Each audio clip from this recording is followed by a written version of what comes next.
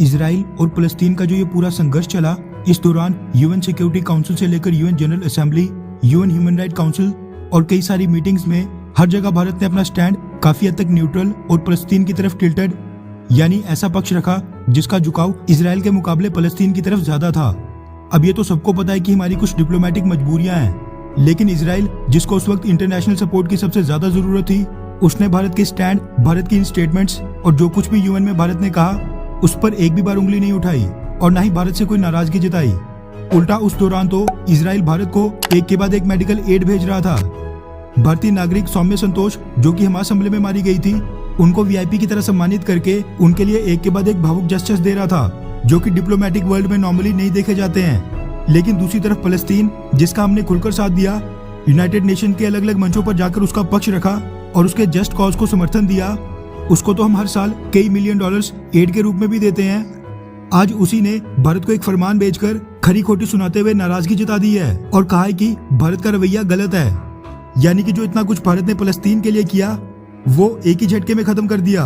आपको शायद याद होगा कि कुछ दिनों पहले United nation human right council की मीटिंग के दौरान इजराइल के ऊपर इंक्वायरी कमीशन सेटअप करके उसके द्वारा किए गए वॉर क्राइम्स और ह्यूमन राइट वॉयलेशंस पर एक इंक्वायरी शुरू की जाए या नहीं, इस पर यूएनएचआरसी के 47 मेंबर्स के बीच एक वोटिंग हुई थी, जिसमें ये प्रस्ताव 24 वोटों के साथ पास हो गया था। अब देखा जाए तो यहाँ पर फलस्तीन की जीत हुई थी और इजराइल की हार। वहीं वोट्स की बात करें तो यूएन ह्यूमन राइट काउंसिल के 24 मेंबर्स इजराइल के खिलाफ इंक्वायरी कराने के पक्ष में थे। भारत उन 13 देशों में से था जिन्होंने इस वोटिंग प्रक्रिया में भाग ही नहीं लिया था। मतलब कि ना इजराइल के साथ और ना ही फलस्तीन के साथ, बल्कि हम पूरी तरह न्यूट्रल रहे।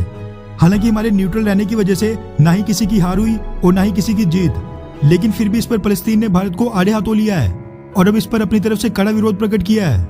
दरअसल द हिंदू, हिंदुस्तान टाइम्स और कई बड़े बड़े मीडिया जिसके वाले से मीडिया रिपोर्ट सामने निकल कर आ रही है कि यूएनएचआरसी वोटिंग में भारत के वोट ना करने पर, यानी फलस्तीन का साथ ना देते हुए न्यूट्रल रहने पर फलस्तीन ने भारत से नाराजगी जताई है।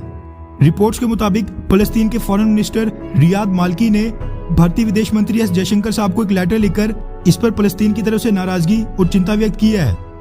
लेटर में उन्होंने फलस्तीन की तरफ से लिखा है कि भारत के वोटिंग प्रक्रिया से बाहर रहने के कारण ह्यूमन राइट काउंसिल में फलस्तीन के लोगों के साथ साथ बाकी सभी लोगों के मानवाधिकार को आगे बढ़ाने के महत्वपूर्ण कार्य में बाधा उत्पन्न हुई है।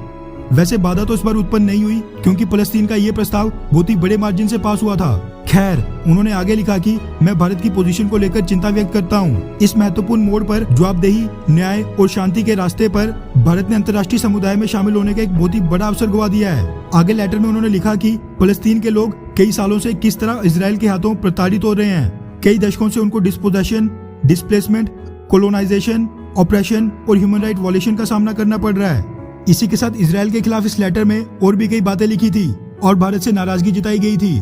लेकिन अचंभित करने वाली ये बात थी कि जो भारत ने उससे पहले फलस्तीन के पक्ष में यूएन के कई मंचों पर जाकर उसका समर्थन किया, वहां पर फलस्तीन के जस्ट कॉज को अपना समर्थन दिया, उस पर फलस्तीन ने कोई भी अपनी तरफ से आभार व्यक्त नहीं किया, बल्कि इस वोटिंग में न्यूट्रल रहने पर भी भारत के खिलाफ इतना बड़ा फरमान जारी कर दिया। मतलब कि ये सिला मिल रहा है भारतीय सरकार को फलस्तीन का साथ देने पर।